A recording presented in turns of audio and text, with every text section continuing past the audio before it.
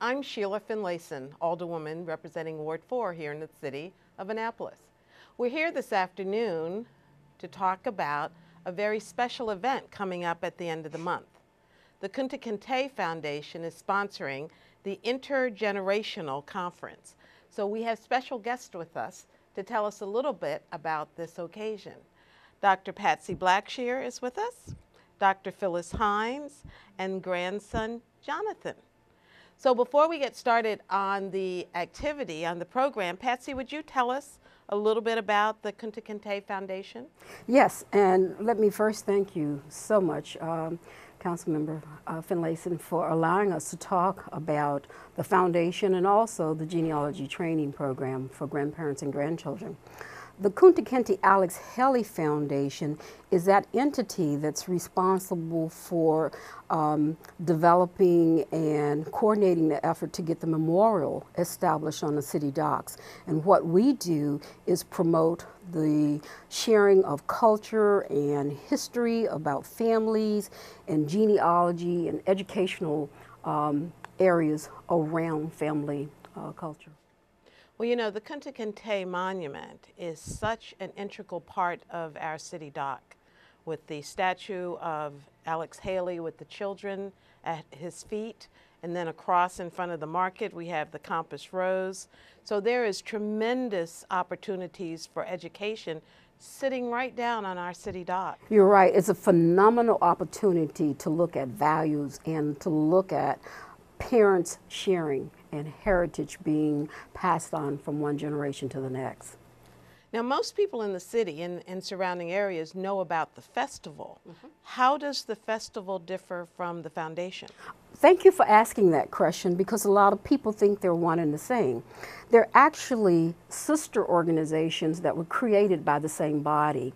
First, the board created the festival, and that festival focuses on a one-day experience. Now, it used to be 2 days of heritage sharing about African Americans and their heritage and their contribution to this culture. The foundation, again, is a different but related sister agency that focuses on education, heritage in the form of genealogy, development, culture, exploration, and heritage training. So the foundation is a 2-day or 1-day now activity. The festival. The festival. Yes. But the foundation is an ongoing program. It's an ongoing focus on heritage, on culture, on education, family sharing. And I think you have a library now? Yeah, we have a very extensive resource library on African Americans in Maryland and Anne Arundel County, and a very select collection that's growing. And where is it located? At Sojourner Douglas College. Sojourner Douglas College is a great partner for the foundation in that they allow us to store our resource library there, and we have a lot of people who come to use that, but also they support us in so many other ways. Well, that's wonderful. So anyone who wants to know more and wants an opportunity to do research can go to the library at Sojourner Douglas College, and all kinds of resources are available. That's true. At the center. That's true. Well, let's talk a little bit about the grandparents passing it forward. Now that's a passion. A passion, we can tell. That's a passion. Now this is the second year of this event? Second year, and these wonderful people attended the first year, a grandparent and a grandchild. And that's a prime example of how the foundation goes about working with the community to share heritage, to share education in the history of families. So tell us about this event. What happens? Who gets to come? Well, Phyllis, you want to start off and I'll kick off from there? Well, I can speak as a grandparent. Wonderful. I attended last year with my grandson. We were just interested in finding out where we got started. And I think I brought him kicking and screaming, but after he got there, he truly enjoyed the experience. And he's looking forward, hopefully, to this year. So Jonathan, what was great about it?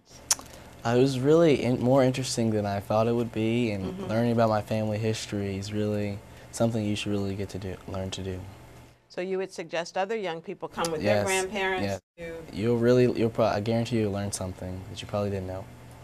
See, our whole focus is to create intergenerational sharing between grandparents and grandchildren. It could be a elder in the family and a great niece or a nephew.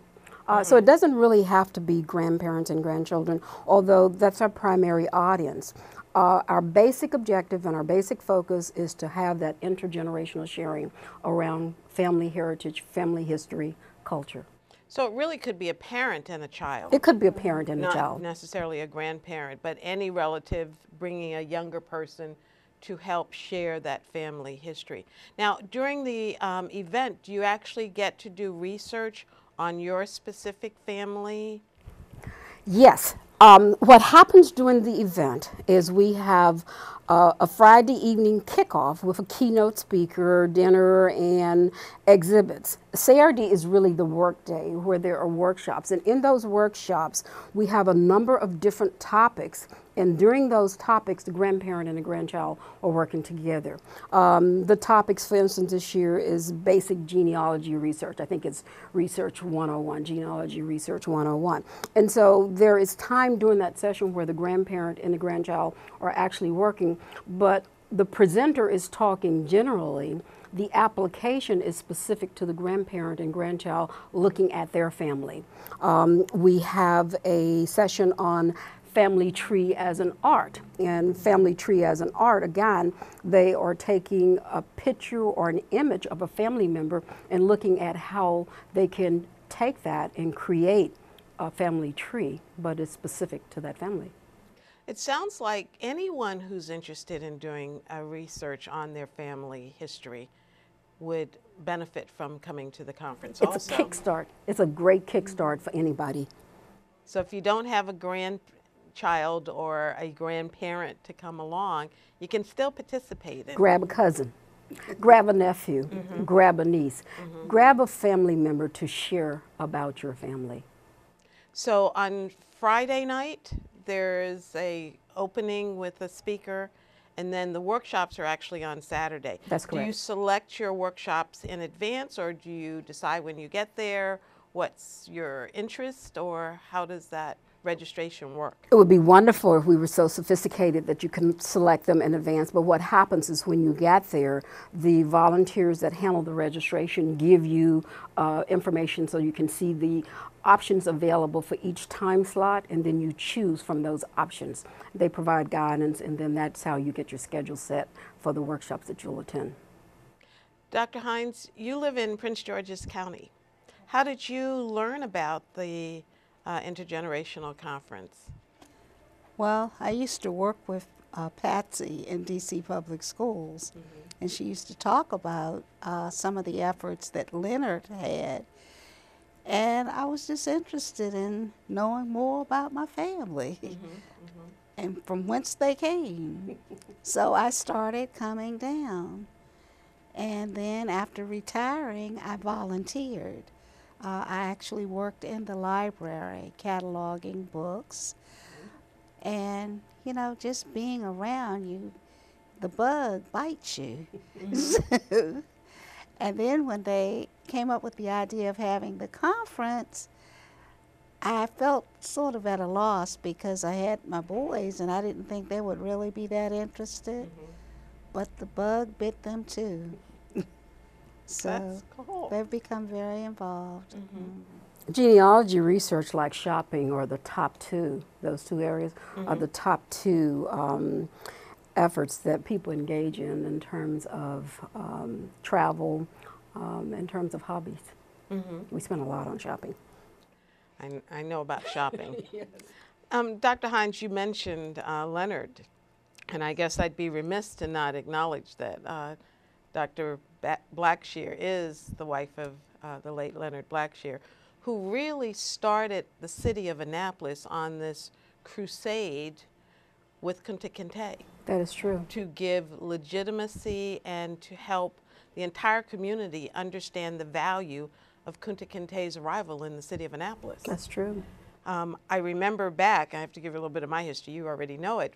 I guess it was in the 80s when I worked with Kinte-Haley, and at the time we had 10 different activities in 3 or 4 different counties. Yes, yes. So, you know, this is a different direction, but definitely an extension of what Leonard began many, many, many years ago. Of course, we try to continue that legacy, and because it's so important. And when you look at the memorial, the story roots, the focus on roots, understanding your roots and heritage, is apropos to everyone. And genealogy is a way that can be actualized.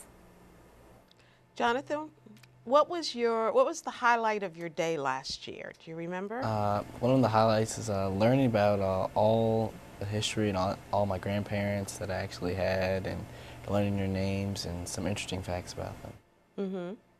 Did you go home and share any of it with your parents? Yes, I shared. I didn't know that my dad's father's name was Edward. We called him Bruce. And then finding out that his name was Edward was really interesting to me. So just something that what would seem kind of minor was really something that piqued your interest. Yes, yes. So there's always something to learn about our history. Always something to learn. It's something you probably don't know that you will learn. Yeah. Absolutely. So Dr. Blackshear, oh, Dr. Hines, would you like to add something? You know, one of the really interesting things, aside from the genealogy, is the bonding experience. My grandson and I have something to talk about other than picking them up from school and where are we going for lunch. You know, we actually talk now, and that I enjoy that. I'm glad to hear that.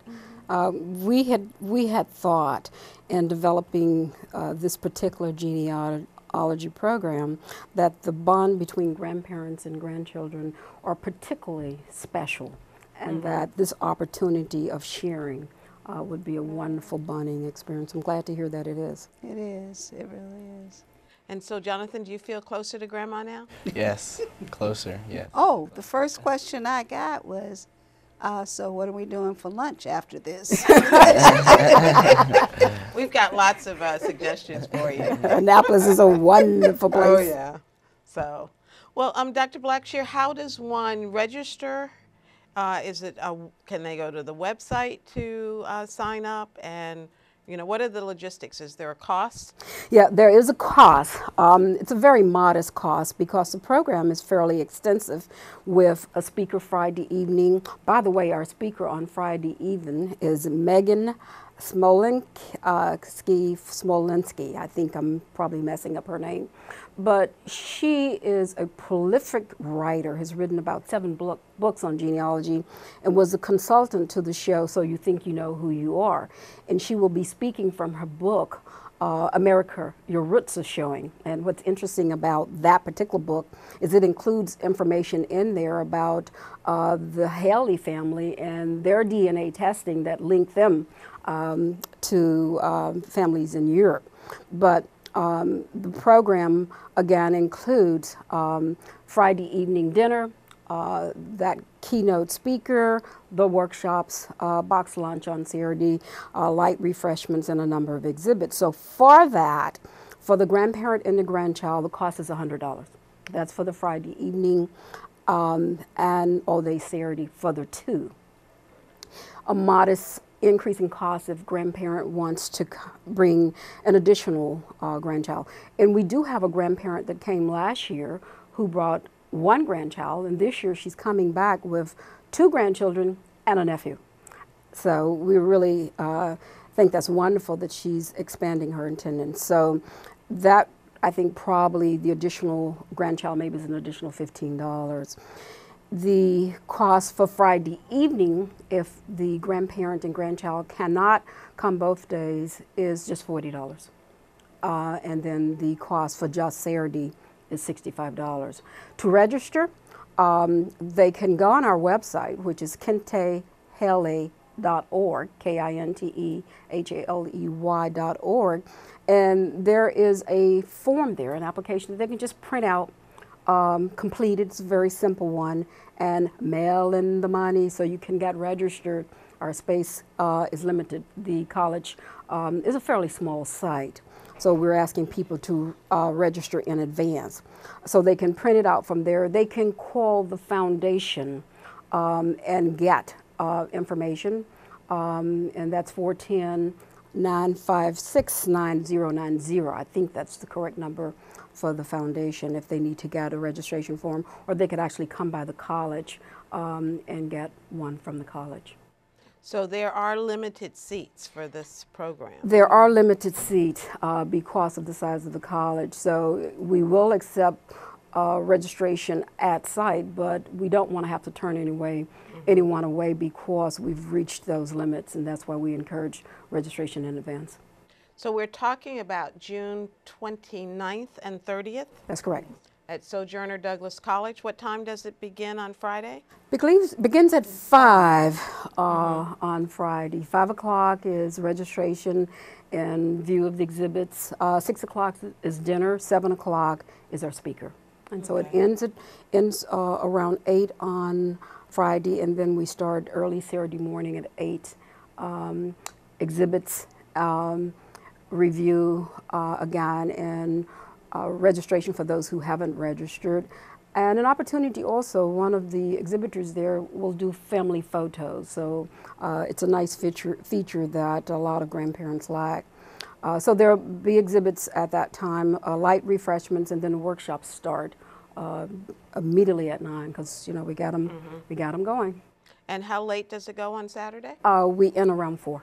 At 4. Okay. So again, it's June 29th and 30th at Sojourner Douglas College. One can register by going to the website or by actually going down to the college to get an application. Yes. And it's $100 for both days for grandparent and grandchild, Yes. or younger sibling, Yes. relative. Yes. It's open to the general public. Yes, indeed. They can get pictures of the generations Yes. on site, Yes. plus there'll be many vendors with various activities. Yes. Will they walk away with some tools for continuing their research? Yes. The materials that they get in the registration booklet, the information and materials that they'll get from the presenters, the exhibit tables, all of that will spur people to continue. Okay, so we're talking about the Intergenerational Genealogy Training Conference. Is there anything else you'd like to add about the event? I think I think covered we things. covered it all. Jonathan, anything? You need to learn about your family history, and with all the technology we have today, it doesn't take much effort to get started. So going to the conference will give you some places to go to do your research. A nice blueprint. A nice blueprint. That's wonderful. Wonderful way to describe it. Well, I'd like to thank you for coming to visit with us today and helping us to get your message out. It's open to the public, June 29th and 30th. Sojourner Douglas College, the Intergenerational Genealogy Training. It's a mouthful. Yes. So we invite the public, and again, that phone number is 410-956 9090. 9090. And if you have difficulty getting all of that out, you know what we call it as a byline? Grandparents passing it forward. Grandparents passing it forward. Thank you for joining us today with All Around Annapolis. I am Alderwoman Sheila Finlayson. We'll see you the next time.